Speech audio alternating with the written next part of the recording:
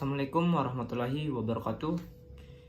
Perkenalkan, nama saya Repaldo dengan NIM 4012211113 dari mata kuliah Hukum Maritim kelas E. Nah, jadi pada video kali ini, pada kesempatan kali ini, saya akan memberikan sedikit pemahaman ataupun penjelasan, yang mana penjelasan ini adalah bentuk penugasan dari mata kuliah Hukum Maritim tentang kesimpulan daripada Blue Economy.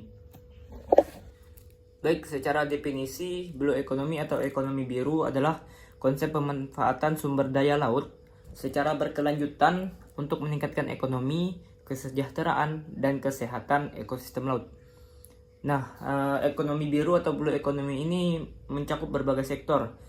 Yang utama adalah perikanan, energi terbarukan, pariwisata, transportasi air, pengelolaan limbah, mitigasi perubahan iklim. Nah, teman-teman, sebenarnya Blue Economy ini atau ekonomi biru ini adalah strategi utama dalam rangka meningkatkan perekonomian Indonesia di bidang kelautan ataupun di bidang maritim. Nah, mengapa saya bilang ini adalah strategi utama? Karena Blue Economy ini adalah sebuah kegiatan jangka panjang yang mana memiliki banyak sekali manfaat. Terutama Blue Economy ini adalah menjaga kesehatan daripada ekosistem laut kita.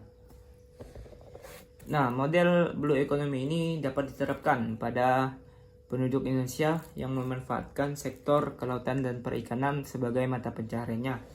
Ibarat kata, kita bisa mengambil contoh, yaitu di suatu tempat atau di suatu desa yang mana penduduk pada desa tersebut rata-rata memiliki pekerjaan sebagai nelayan. Seperti kalau di Pulau Bangka itu adalah contohnya di Kurau, ataupun di Belitung itu ada di Selat Nasi, teman-teman. Nah, jadi pada awalnya orang mengira Blue Economy itu hanya diperuntukkan untuk nelayan. Namun semakin berkembangnya pemahaman daripada konsep Blue Economy ini, tidak hanya nelayan, teman-teman, tetapi juga wirausahawan yang mengembangkan hasil olahan produk perikanan dan kelautan tadi. Nah, jadi bisa kita lihat, tadi saya bilang memang Blue Economy ini banyak sekali manfaatnya, teman-teman. Bukan hanya untuk nelayan, tetapi juga wirausaha. Dalam bentuk apa itu wirausaha?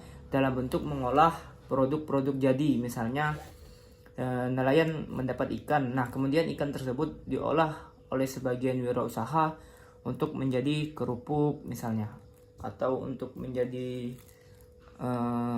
sebuah produk yang bernilai ekonomis, teman-teman. Bisa dijadikan makanan, cemilan, dan juga lain-lain.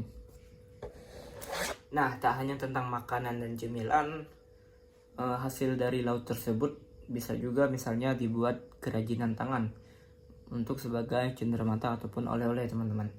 Misalnya kerang, teripang, yang kemudian dibuatkan itu sebagai misalnya hiasan atau gantungan kunci. Nah, hal tersebut tentu bisa sedikit demi sedikit mendongkrak perekonomian dan menjadi ciri khas daripada suatu desa tersebut. Nah, sebenarnya sudah saya bilang dari awal, memang konsep Blue Economy ini memiliki banyak sekali manfaat.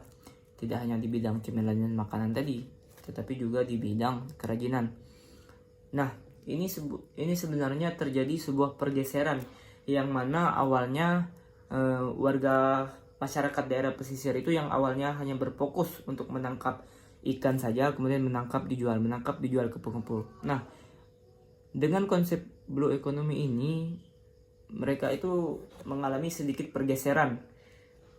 Jadi karena adanya konsep Blue Economy ini, sebagian desa atau sebagian masyarakat ini semakin kompetitif, yakni artinya semakin ingin mengembangkan potensi daripada sektor perikanan dan kelautan yang ada di desa mereka. Nah, ini juga sebuah hal yang positif menurut saya, karena ya agar mereka lebih termotivasi dan menikmati pekerjaan mereka, maka saya rasa konsep Blue Economy ini sangat-sangat bermanfaat sekali. Nah, kalau tadi kita sudah berbicara di sektor industri ataupun ekonomi, kali ini kita akan membahas bagaimana konsep Blue Economy pada sektor pengembangan teknologi. secara definisi kan tadi sudah dibilang bahwa konsep blue economy ini juga salah satunya berfungsi untuk menjaga ekosistem laut kita. Nah, misalnya dalam pengembangan teknologi ini saya kutip dari berita yang disampaikan oleh Ketua Maritim Muda Indonesia, yakni Pak Kaisar Akhir. Beliau menyampaikan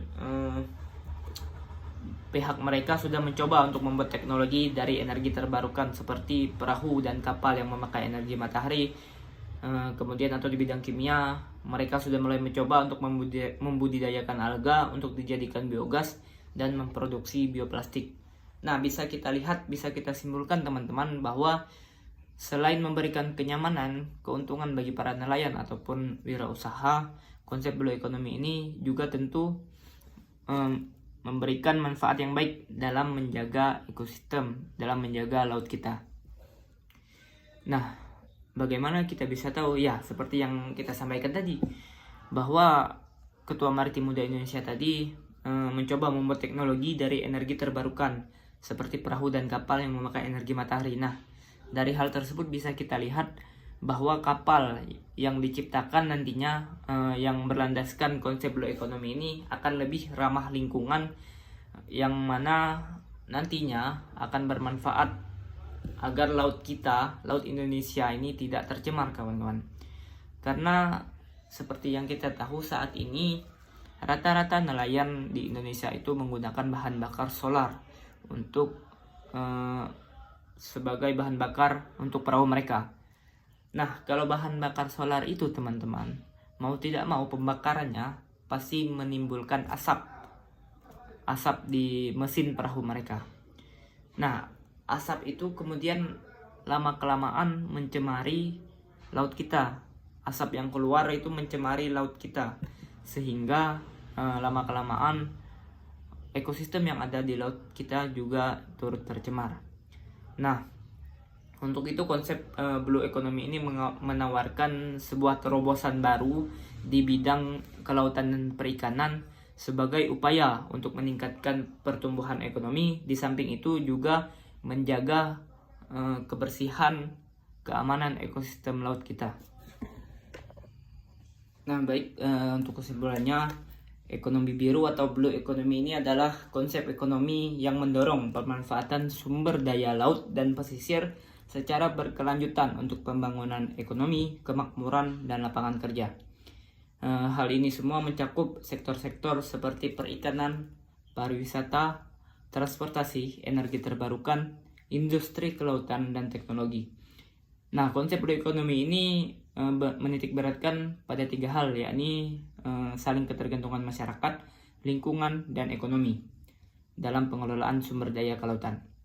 Hal ini kemudian mendorong penggunaan bioteknologi kelautan untuk mengoptimalkan pemanfaatan sumber daya. Nah, konsep ekonomi biru ini sangat penting di Indonesia, teman-teman.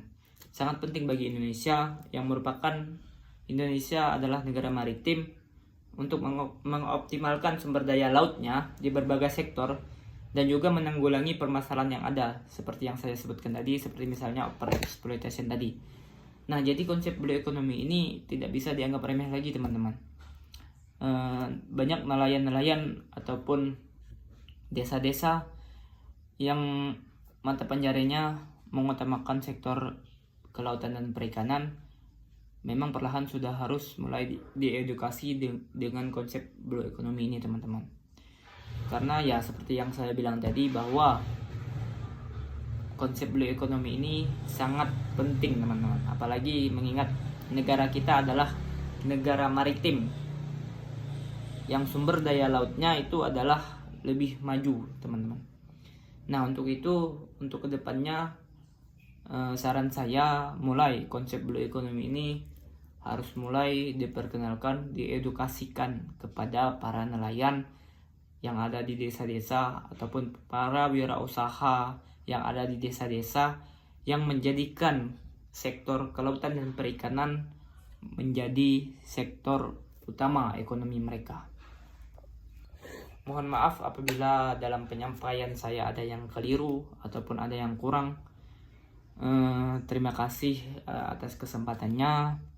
Semoga penjelasan yang saya jelaskan tadi bisa memberikan pemahaman kepada teman-teman terkait konsep blue economy. Akhir kata saya ucapkan wabillahi taufiq wal hidayah. Wassalamualaikum warahmatullahi wabarakatuh.